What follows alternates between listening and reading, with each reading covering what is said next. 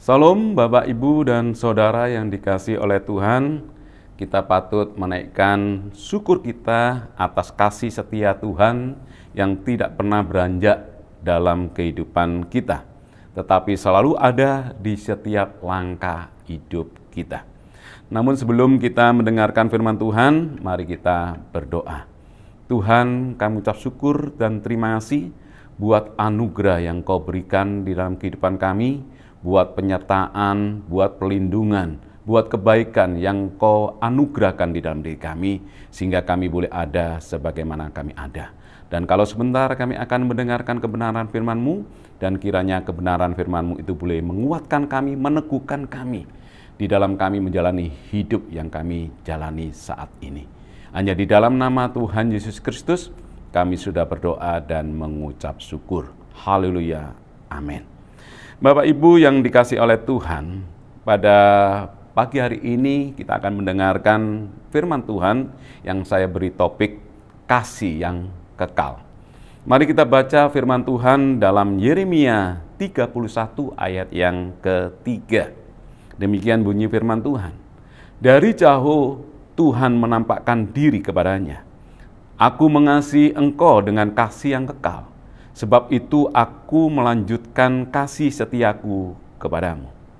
Bapak Ibu yang dikasihi oleh Tuhan, jika kita baca secara keseluruhan dari Yeremia 31 ayat 1 sampai 40, adalah nubuatan Nabi Yeremia bahwa kerajaan Yehuda berada di ambang kehancuran karena ancaman besar dari Babilonia.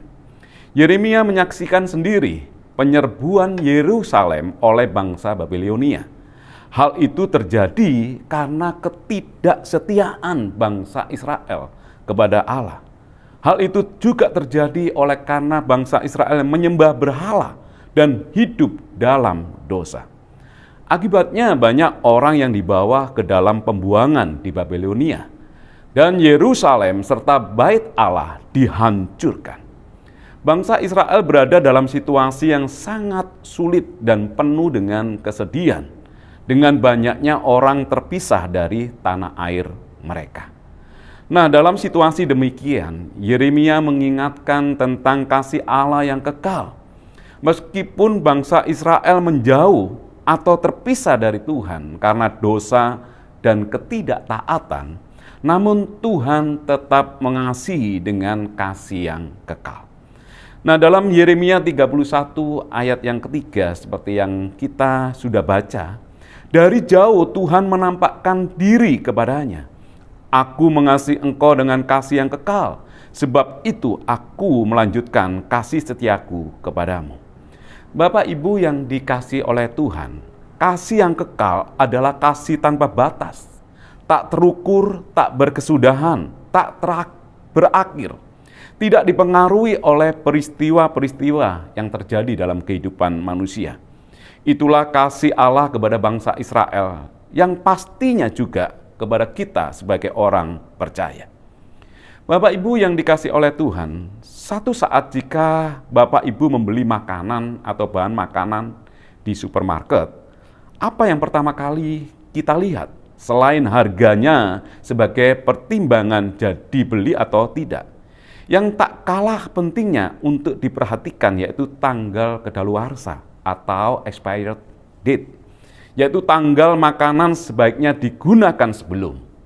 Apapun bahan makanan itu berasal, mahal atau tidak, pastinya ada tanggal kedaluarsa atau expired date. Batas akhir makanan bisa dikonsumsi. Namun hal demikian tidak berlaku dengan kasih Tuhan di dalam kehidupan kita. Tidak ada yang namanya kasih Tuhan kedaluarsa atau habis masanya. Sebab kasih Tuhan dalam hidup kita tidak pernah berakhir. Tanpa batas, tidak berkesudahan. Kasih Tuhan itu kekal dan dilanjutkan kasih setianya Tuhan dalam kehidupan kita. Namun demikian banyak orang Kristen yang meragukan kasih Allah di masa-masa sulit yang terjadi dalam hidupnya. Ketika masalah, tekanan hidup, kekurangan, bahkan sakit yang diderita, seringkali banyak orang Kristen yang bertanya tentang kasih Allah. Mereka mempertanyakan, di manakah kasih Allah? Apakah Allah tetap mengasihi? Apakah Allah tetap peduli? Kasih Allah tetap ada dalam hidup kita, apapun kondisi kita, dan tak pernah berakhir di dalam diri kita. Dan jika kita baca di dalam Roma pasal 8 ayat 35, kemudian 38, kemudian kita lanjutkan di ayat 39 dikatakan demikian. Siapakah yang akan memisahkan kita dari kasih Kristus? Penindasan atau kesesakan, atau penganiayaan, atau kelaparan, atau ketelanjangan, atau bahaya, atau pedang. Ayat 38, sebab aku yakin bahwa baik maut maupun hidup, baik malaikat-malaikat maupun pemerintah-pemerintah, baik yang ada sekarang maupun yang akan datang.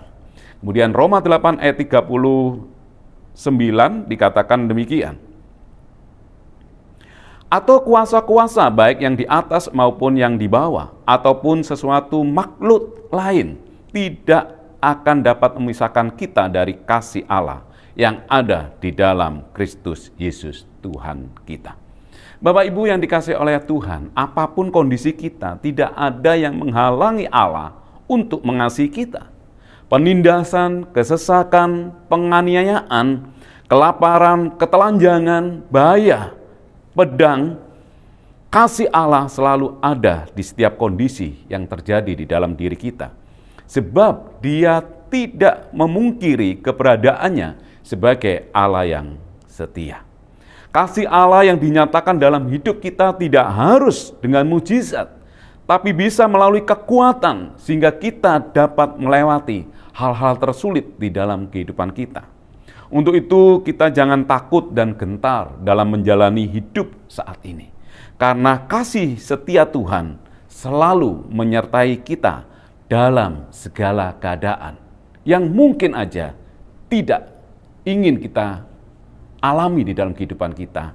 Namun ketika kita mengalaminya, kasih Allah itu selalu ada dan melimpah atas hidup kita. Amin. Tuhan Yesus memberkati. Mari kita berdoa. Tuhan, kami ucap syukur dan terima kasih ya Tuhan, buat kebenaran firman-Mu yang boleh kami dengar pada hari ini ya Tuhan. Bahwa kasih setia Tuhan dalam kehidupan kami begitu luar biasa. Kasih yang kekal, kasih yang tidak pernah berakhir, kasih yang tanpa batas, kasih yang tidak pernah berkesudahan. Dan biarlah janji firman Tuhan itu memberikan keyakinan, keteguhan, kekuatan, dan keberanian kepada kami ya Tuhan untuk melangkah. Karena kami tidak pernah sendiri, karena Tuhan beserta kami. Terima kasih ya Tuhan untuk kebenaran firman-Mu, dan biarlah kebenaran firman-Mu itu boleh menguatkan kami, dan boleh kami lakukan di dalam kehidupan kami. Hanya di dalam nama Tuhan Yesus Kristus, kami sudah berdoa dan mengucap syukur. Haleluya. Amin.